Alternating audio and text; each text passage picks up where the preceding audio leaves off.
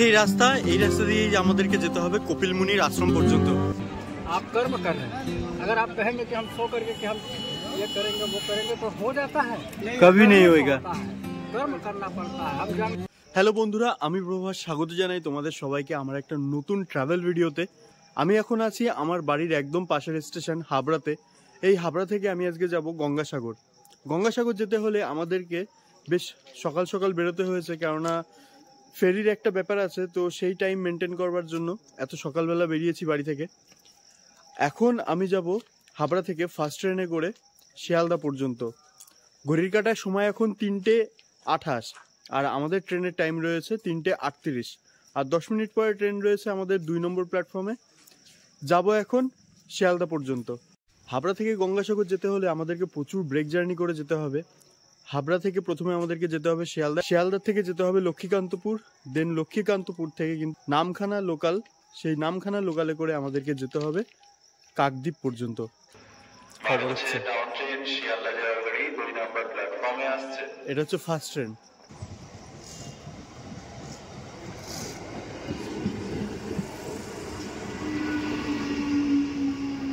তো ট্রেন আমাদের চলে এসছে, চলো এবার ট্রেনে উঠবো। শিয়ালদাতে গিয়ে একবারে তোমাদের সাথে আবার কথা হচ্ছে।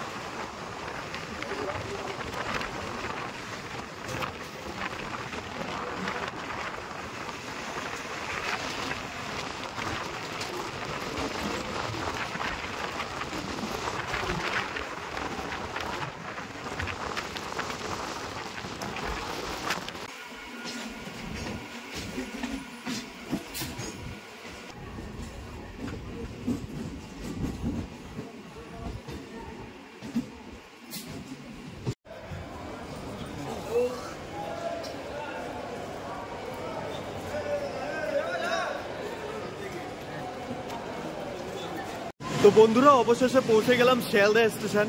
আমাদের এই ট্রেন শিয়ালদা স্টেশনে ঢোকার টাইম ছিল 5:05, বাট আমাদের ট্রেন 5 মিনিট আগে ঢুকে গেছে শিয়ালদা স্টেশনে। তো এখন এখান থেকে বেরোবো, শিয়ালদা স্টেশনে সাউথ ডিভিশনে যাব। সাউথ ডিভিশনে গিয়ে সেখান থেকে লক্ষ্মীকান্তপুর লোকালে করে যাব লক্ষ্মীকান্তপুর, এবং লক্ষ্মীকান্তপুর থেকে নামখানা লোকাল ধরে যাব কাকদ্বীপ পর্যন্ত। শিয়ালদা থেকে লক্ষ্মীকান্তপুর যাওয়ার জন্য যে লক্ষ্মীকান্তপুর লোকাল আছে, সেই ট্রেনের টাইম হচ্ছে 5:20। তো হাতে বেশ কিছুটা সময় আছে। স্টেশনের বাইরে যাব, গিয়ে একটুখানি চা খাবো।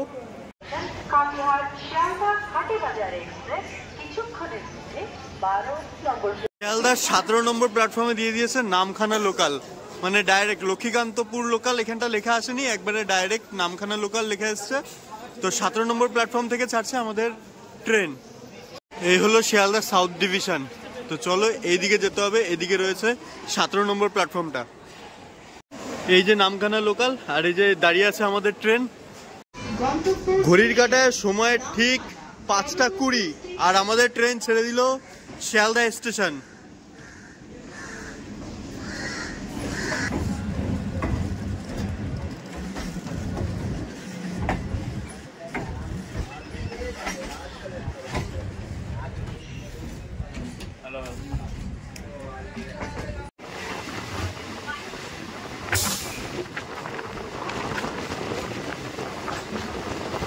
অসংরক্ষিত টিকিট পান, ভাড়ার মধ্যে 5% বোনাস গ্রহণ করুন।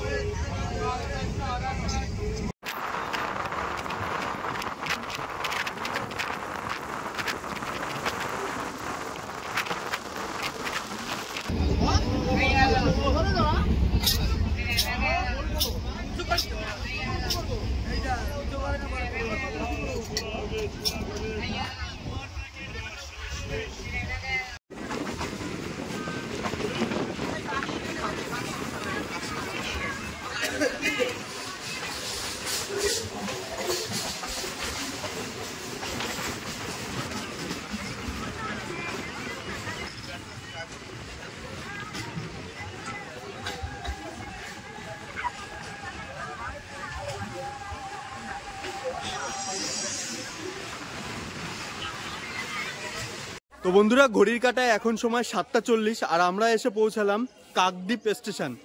শিয়ালদা থেকে 95 কিলোমিটারের জার্নি সম্পন্ন করে আমরা এসেছি কাকদ্বীপে। এখন এই কাকদ্বীপ স্টেশন থেকে নিচে যাব টোটো স্ট্যান্ডে। টোটো স্ট্যান্ড থেকে যাব ফেরিঘাট। কাকদ্বীপ টোটো স্ট্যান্ড থেকে ফেরিঘাট পর্যন্ত কত টাকা টোটো ভাড়া থাকছে তোমাদেরকে এই ভিডিওতে আমি জানাচ্ছি। কাকদ্বীপ স্টেশনের 2 নম্বর প্ল্যাটফর্মের থেকে কিন্তু এইরকম বেরিয়ে চলে আসতে লাগবে হচ্ছে এই নিচে টোটো স্ট্যান্ডে। এই হচ্ছে 2 নম্বর প্ল্যাটফর্ম। এই দিকটাতে পড়ছে হচ্ছে তোমার নামখানা, আর এই পাশটাতেই পড়ছে কিন্তু শিয়ালদা। ঘাট কত করে? 20 টাকা করে।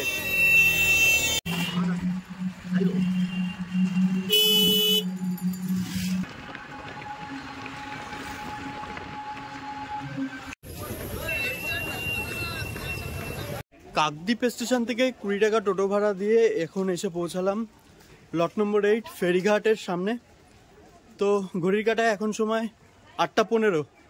সামনেই হচ্ছে লঞ্চ ঘাট, যে দূরে। আরে বাপরে, কি পরিমাণের ভিড় এখানে!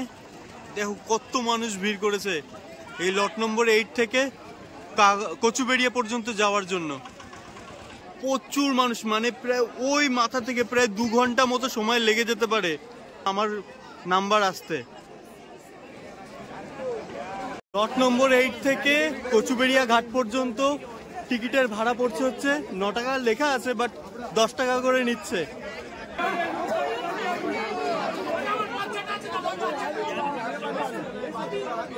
ঘড়ির কাঁটায় 9:30, প্রায় 1 ঘন্টা মতো দাঁড়িয়ে এই জেটির লাইনে দাঁড়িয়েছিলাম। পার করতে পারি, বুঝতে পারছি না যে এখনো ঠিক সীমারেখাটা পার করতে পারবো কিনা। আর একটুখানি এই যে গেট পেরিয়ে গেছি এখন, এবার মনে হয় ওই পার চলেই যেতে পারবো। অনেকক্ষণ অপেক্ষা করতে পারলো। পেছনে ক্রাউড দেখতে পাচ্ছ, আর সামনে ক্রাউড দেখো।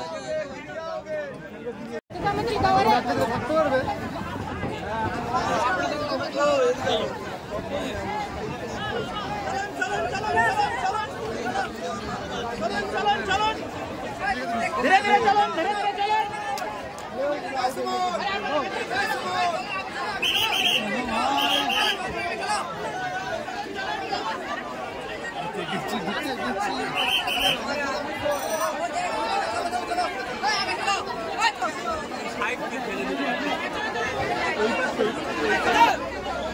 গ্যাদারিং, বাবারে কি ভিড়! এখনই এইরকম অবস্থা, না জানি এখনো তো গঙ্গাসাগরের মেলার প্রচুর সময় বাকি আছে। তো মেলার যে মেন সময়, সেই টাইমটাতে কি হবে পরিস্থিতি।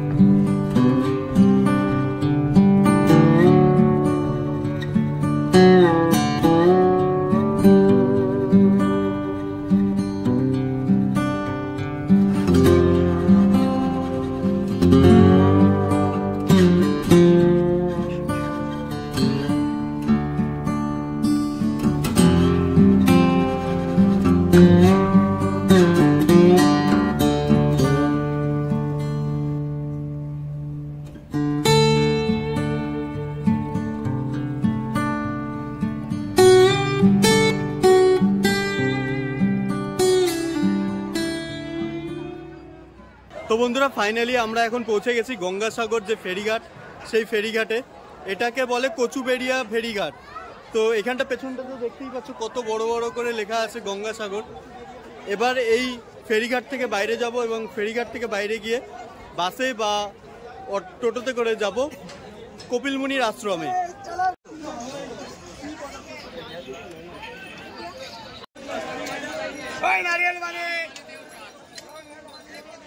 ইংরেজির জানুয়ারি মাসের 14-15 তারিখে রয়েছে গঙ্গাসাগরের মেলা। তো সেই উপলক্ষে এই গঙ্গাসাগর যেই কচুবেড়িয়া ঘাট থেকে গঙ্গাসাগরের মেলা যেখানটা হয় সেই পর্যন্ত কিন্তু বেশ সুন্দরভাবে সাজানো হচ্ছে। এখান থেকে মানে এই ঘাট থেকে টোটো ভাড়া কত থাকছে তোমাদেরকে জানাচ্ছি। এটাতে কিন্তু সারি সারি ম্যাজিক গাড়ি আছে। তো এই ম্যাজিক গাড়িতে করেও কিন্তু তোমরা গঙ্গাসাগরের যে মেলা কপিলমুনির আশ্রম, সেই আশ্রমে পর্যন্ত যেতে পারবে। কচুবেড়িয়া ঘাট থেকে কিন্তু ম্যাজিক যেই গাড়িগুলো আছে, এই ম্যাজিক গাড়িতে কিন্তু রিজার্ভে 1000 থেকে 1200 টাকা করে চাইছে। তো আমরা অত টাকা দিয়ে যাব না, কিছুটা দূর হেঁটে গেলেই আছে হচ্ছে বাস স্ট্যান্ড। তো সেখান থেকে বাস ধরে যাব কপিলমুনির আশ্রম।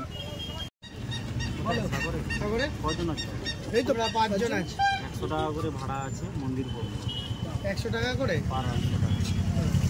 আশ্রম পার করে সাগর পর্যন্ত যাবে তো বাস স্ট্যান্ড। তো বন্ধুরা, অবশেষে এটা ঠিক হলো যে আমরা এই অটোতে করে যাব হচ্ছে কপিলমুনি আশ্রমের আগে যে বাস স্ট্যান্ড আছে সেই বাস স্ট্যান্ড পর্যন্ত। ভাড়া পড়ছে 50 টাকা। বাস স্ট্যান্ড থেকে কপিলমুনি আশ্রম পর্যন্ত 1 থেকে 1.5 কিলোমিটার বলছে ডিস্টেন্স রয়েছে। তো এইটুকু আমাদের হেঁটে বা অন্য কিছু একটা ব্যবস্থা করে যেতে হবে।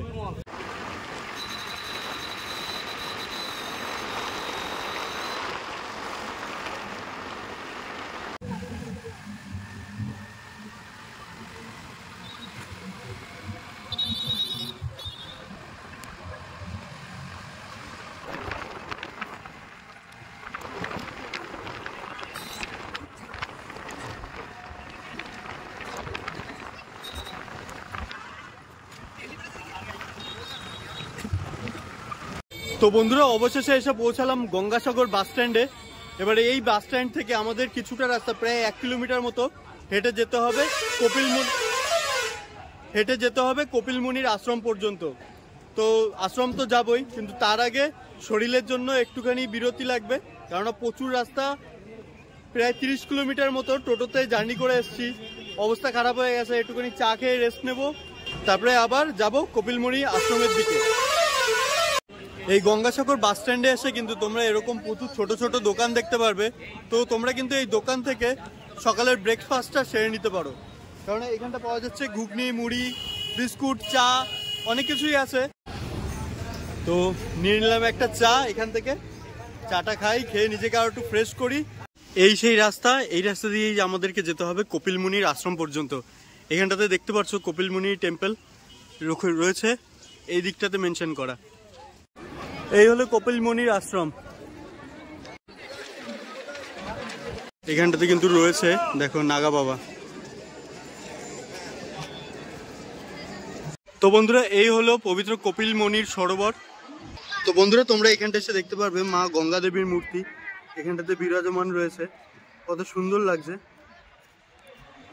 কপিলমুনি আশ্রমে কিন্তু রয়েছে, দেখো, ভগবান শিবের কি অপূর্ব এক মূর্তি। এই মূর্তি দেখে গায়ের কাটা দেওয়ার মতন।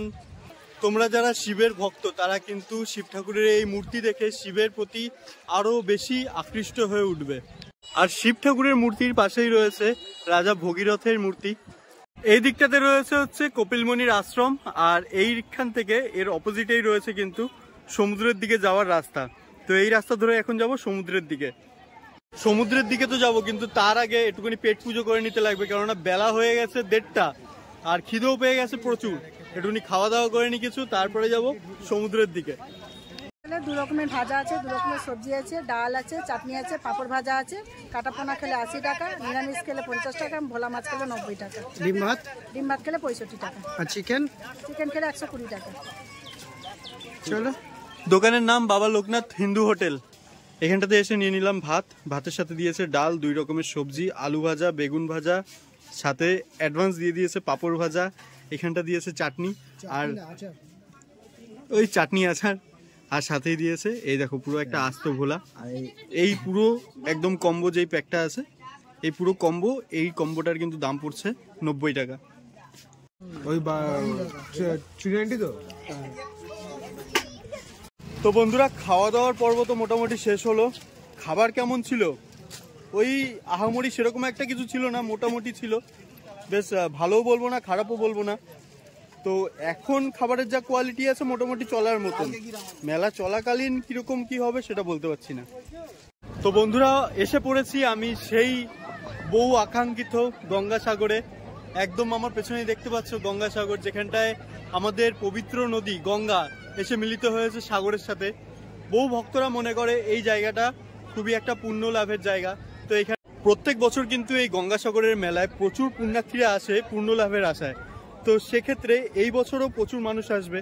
জানুয়ারি মাসের 14 এবং 15 তারিখে পড়েছে মূল যে মেলা, সেই মেলার দিন। এখন থেকে মোটামুটি বেশ ভালোভাবে কনস্ট্রাকশনের কাজ চলছে। বেশ তোমাদেরকে দেখালাম, প্রচুর অস্থায়ী আবাস তৈরি হচ্ছে যেখানটাতে পুণ্যার্থীরা এসে আশ্রয় গ্রহণ করতে পারবে।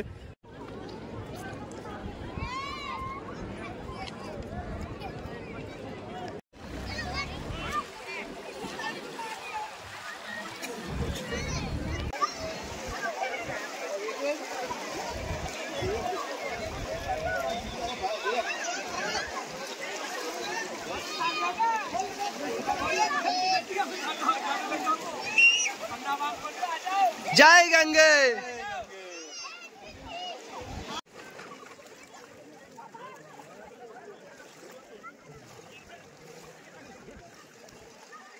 সব তীর্থ বারবার, কিন্তু গঙ্গাসাগর একবার। তো বন্ধুরা, এখন তোমরা দেখতে পাচ্ছ যে এই গঙ্গাসাগর যেখানটা, এই জায়গাটা কিন্তু আপাতত তো খালি আছে, কিন্তু 14-15 তারিখে যখন গঙ্গাসাগরের মেন মেলাটা শুরু হয় তখন কিন্তু এখানে পা রাখার জায়গাটুকু পাওয়া যায় না। তো ওপরে অনেক দোকান বসেছে, তো দোকানে যাব, দোকানে দেখছি যে কি কি জিনিস কিনতে পাওয়া যায়। এই সাগরের পাড়ে কিন্তু দেখো প্রচুর দোকান আছে এখানটাতে, শাখা, তারপরে মেয়েদের সাজার জিনিস, বিভিন্ন রকম ভ্যারাইটিস, তারপরে শঙ্খ আছে, ক্লিপ আছে, অনেক কিছু রয়েছে এই জায়গাটাতে। তোমরা চাইলে এখান থেকে এগুলো কিনতে পারো। তো বন্ধুরা, এই ছিল আজকের ভিডিওতে তোমাদেরকে দেখালাম তোমরা কিভাবে কলকাতা থেকে গঙ্গাসাগর পর্যন্ত খুব সহজ উপায়ে আসতে পারবে। তো এই ভিডিওটা তোমাদের কেমন লাগলো সেটা আমাকে অবশ্যই কমেন্টস করে জানাও। ভিডিওটা যদি তোমাদের ভালো লেগে থাকে তাহলে অবশ্যই একটা লাইক করে দিও। দেখা হচ্ছে তোমাদের সাথে পরবর্তী কোনো একটা ভিডিওতে। ততক্ষণের জন্য টাটা।